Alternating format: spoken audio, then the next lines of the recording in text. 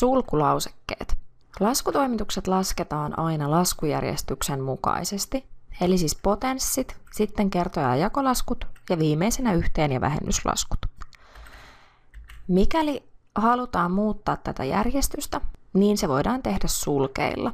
Joskus laskutoimituksessa voi olla tarvetta laittaa useammat sulkeet, ja mikäli lausekkeessa on useampia sisäkkäisiä sulkeita, niin avaaminen aloitetaan sisimmistä sulkeista.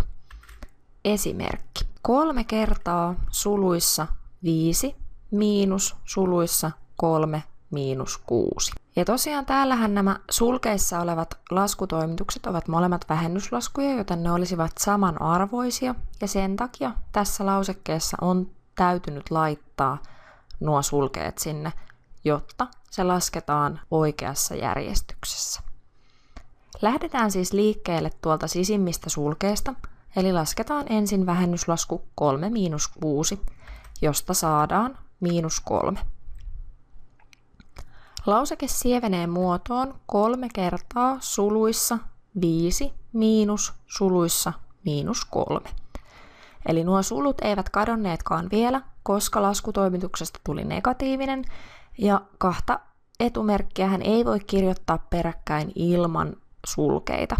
Poistetaan nyt siis tuolta nuo sulkeet, ja miinushan vaihtoi aina etumerkin, eli tästä merkinnästä miinus miinus 3 tulee siis plus 3, jolloin meidän lauseke sievenee muotoon 3 kertaa suluissa 5 plus 3.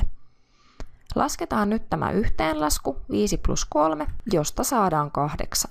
Ja nyt lauseke saadaan muotoon 3 kertaa 8 ja siitä tulee 24. Jos sulkeiden sisällä on useampia laskutoimituksia, lasketaan ne laskujärjestyksen kohtien 2-4 mukaisessa järjestyksessä, eli ensin potenssit, sitten kerto- ja jakolaskut ja viimeisenä yhteen- ja vähennyslaskut.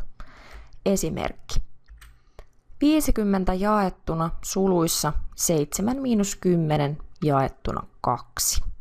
Koska sulkeiden sisäpuolella ei ole ollenkaan potensseja, lähdetään liikkeelle jakolaskuista, eli lasketaan ensin tuolta 10 jaettuna 2, joka tekee 5. Lauseke sievenee muotoon 50 jaettuna suluissa 7 miinus 5, eli lasketaan seuraavaksi nyt tuo sulkeiden sisälle jäänyt vähennyslasku 7 miinus 5, joka tekee tietenkin 2. Nyt lauseke sievenee muotoon 50 jaettuna 2, ja nyt voidaan laskea tämä jakolasku, josta saadaan 25.